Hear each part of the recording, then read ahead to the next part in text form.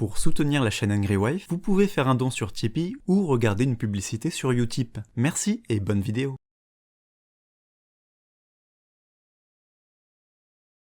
Qu'on soit bien d'accord, Dragon Ball est une des licences les plus populaires de tous les temps et j'en suis moi-même un très grand fan. Et c'est justement parce qu'on est fan qu'il est important de prendre du recul sur une œuvre. Si vous avez bien fait attention au titre de cette vidéo, je vais parler spécifiquement de Dragon Ball Z, c'est-à-dire la série animée qui comprend les arcs des Saiyans, de Namek, des cyborgs et de Boo. Si le manga n'a absolument pas changé de nom en passant ces arcs, ça a été le cas de l'anime pour marquer le changement, un peu comme pour Naruto Shippuden. En effet, au départ, Dragon Ball c'était juste une aventure fantastique inspirée par le conte chinois Le Voyage en Occident, avec des combats contre des êtres surnaturels. Mais après une ellipse de quelques années suivant le combat final contre Piccolo, l'auteur Akira Toriyama fait le choix de changer son univers, en faisant de Goku l'un des derniers survivants d'une race extraterrestre humanoïde envoyée sur Terre juste après l'explosion de sa planète.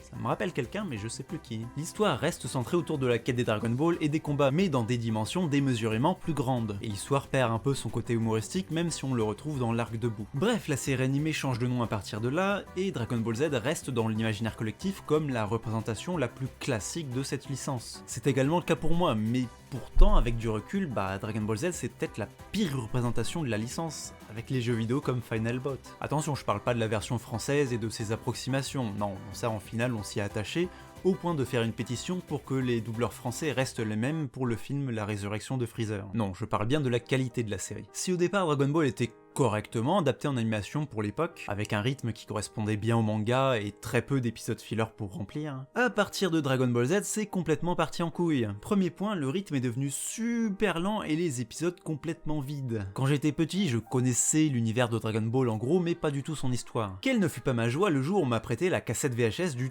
tout premier épisode de Dragon Ball Z qui durait 1 heure entière. Dans celui-ci, Raditz arrive pour raconter son histoire à Goku. Il le bitch slap, il kidnappe son fils et finalement Goku va voir Piccolo pour qu'ils s'allient tous les deux afin de vaincre Raditz. Ils arrivent devant lui prêts pour le combat et...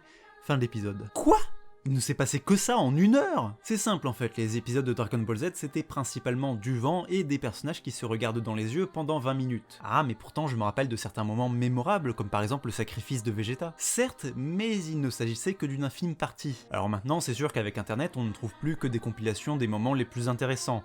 Mais à l'époque il fallait se taper tout le reste de l'épisode à la télé. Pour apporter un chiffre concret, 43% de Dragon Ball Z était totalement inutile. Alors par inutile, je veux pas dire que 43% c'était des dialogues et tout le reste c'était des combats. Non, les dialogues, les transformations et les moments de tension, ça fait partie des trucs utiles. Parce que Dragon Ball Z, il y a une histoire quand même, c'est pas juste des mecs qui se tapent dessus. D'où je sors ce chiffre de 43% ? Par un calcul très simple grâce à Dragon Ball Z Kai. Kai, c'est le remastering de Dragon Ball Z en HD pour les 20 ans de la série et qui se veut beaucoup plus proche du manga. Même si perso, je suis pas très fan des nouvelles couleurs, on dirait que les persos sont luisants. Et si Dragon Ball Z faisait 291 épisodes, Dragon Ball Z Kai, lui, n'en fait que 167, la durée des épisodes étant sensiblement la même, c'est-à-dire 20 minutes. Ce qui nous donne ce chiffre de 43% du contenu de Dragon Ball Z qui ne servait strictement à rien. Et pourtant, je me rappelle de certains épisodes qui étaient bons sur la longueur, comme celui avec C13, avec Cooler, avec Broly, Gogeta Janemba, ou Tapion et Hildegarde aussi. Tout à fait, sauf qu'il ne s'agissait pas de la série, mais des films et OAV Dragon Ball Z, bénéficiant d'une production plus longue, avec plus de budget, et donc de meilleure qualité.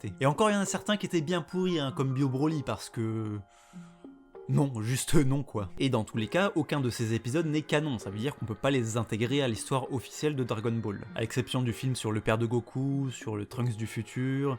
Et non, je préfère crever plutôt que considérer Episode of Bardock comme étant canon. À part ça, l'animation de Dragon Ball Z oscillait entre à peu près correct et totalement dégueulasse. Ah, un peu comme Dragon Ball Super.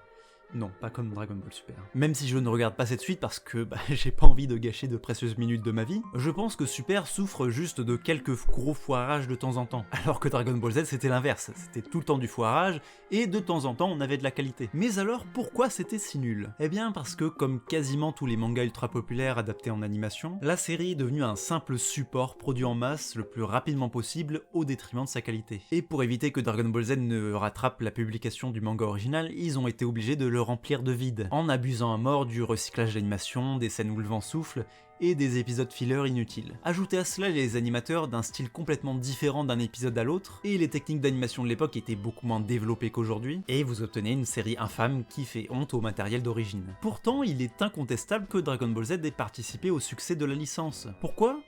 Alors je ne peux pas apporter d'explications précises sur le sujet, surtout que je me limite au cas de la France, mais on peut quand même imaginer quelques hypothèses. Déjà on pense au facteur nostalgique, un enfant étant moins exigeant en termes de qualité, on pardonne plus facilement les erreurs tant qu'on a notre lot de scènes croustillantes. Et plus tard, ce sont ces scènes-là qui nous restent en mémoire. Il y a aussi le manga qu'on lisait et qui nous confortait dans l'idée que Dragon Ball c'était bien. Ensuite, c'était un phénomène de mode qui a perduré bien après la fin de la série, et qui n'était égalé que par d'autres séries phares comme Les Chevaliers du Zodiaque ou Pokémon. Et enfin, il y a le marché florissant des cassettes VHS de l'époque, dans lequel on peut supposer que les films et les épisodes clés contenant les scènes les plus intéressantes étaient ceux qui circulaient le plus. En bref, la série Dragon Ball Z, il faut pas se cacher, c'était effectivement nul. Et les bons souvenirs, ils viennent principalement de quelques rares scènes de la série, des films, du manga et des produits dérivés. Et du coup, ça m'étonne vraiment tous ces gens qui crachent volontiers sur Dragon Ball GT. Oui, c'était une suite alternative non validée par l'auteur, et oui, c'était pas génial, mais en même temps, vous avez vu la tête de la série animée de base. Et surtout, malgré ses défauts, GT a apporté des éléments qui sont restés dans l'imaginaire collectif des fans, comme le Super Saiyan 4. Et ça a perduré dans les produits dérivés et les jeux vidéo jusqu'à très récemment. Par contre, je n'irai pas jusqu'à dire la même chose pour Dragon Ball Super, parce que de nos jours, on s'attend quand même à quelque chose d'une meilleure qualité. Et pour moi, Super est un bien plus grand manque de respect à l'œuvre originale que GT.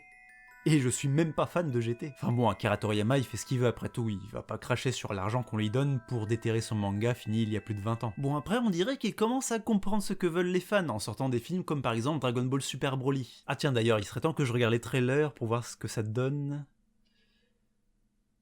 Non. Non! Non!